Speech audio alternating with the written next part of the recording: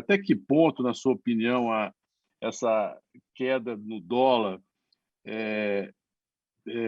pode reduzir o impacto do preço das commodities na inflação e aliviar, enfim, a nossa necessidade de crescimento da taxa de juros? Ou seja, como o senhor relaciona o dólar, commodities e inflação, quer dizer, obviamente, com viés de redução da taxa de juros, de potencial redução da taxa de juros no Brasil?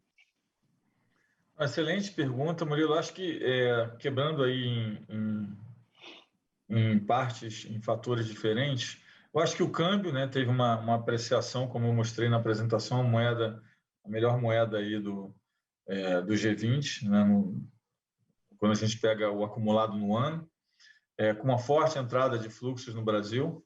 A gente vê uma realocação, né, de recursos um pouco saindo da China, entrando não só no Brasil, como em outros países, a gente vê essa realocação. Eu acho que um pouco também em função do conflito, um pouco uma antecipação de como vai ser essa geopolítica nova.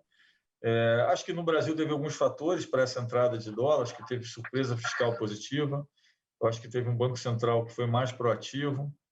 Eu acho que tem um tema de que existe uma nova realidade de inflação mundial e as empresas brasileiras operam bem num ambiente mais inflacionário. Então, as pessoas entendem que as empresas no Brasil estão acostumadas a ter desempenho bom num período de inflação um pouco mais alto. Então, tem um pouco disso. A gente viu uma entrada forte para a Bolsa, né? E acho que tem um tema também, olhando um pouco essa estabilização, né, vamos dizer assim, e essa oportunidade que o Brasil tem aí, como a gente falou. Então, a gente está vendo investimentos, porque parte é portfólio, parte não é, então acho que conta um pouco. Então, um pedaço é a queda do dólar, o outro pedaço é a parte de commodities, que a gente tinha já uma subida, de novo, um deslocamento um pouco da demanda.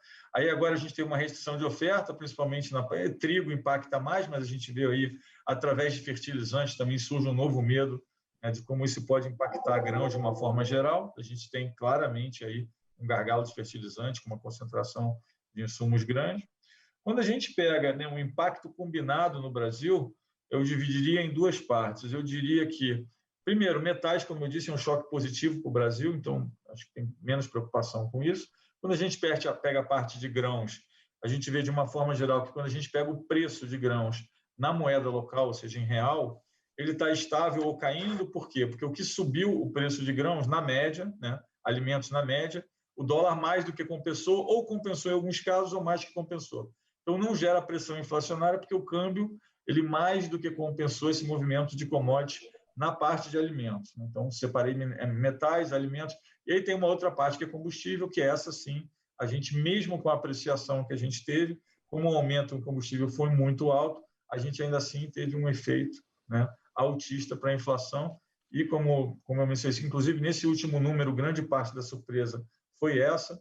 E aí, mais do que a surpresa do número em si, foi a aceleração da passagem do preço, né, de gasolina para a bomba. A gente viu com aceleração diferente do que a gente vinha até então, uma aceleração um pouco mais intensa.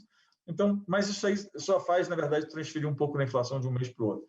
Então, eu diria que, respondendo a sua pergunta, essa queda do dólar, ela amenizou, ela serviu como um contraponto aí na alta de commodities, mas na parte de combustíveis isso não se deu, porque o combustível subiu mais. Eu acho, quando eu olho um pouco as estimativas que recebo do mercado de inflação, que algumas pessoas já colocaram o câmbio todo na conta, outras ainda não. A gente ainda vê muitas casas com câmbio de 5,25, 5,30, 5,35, né?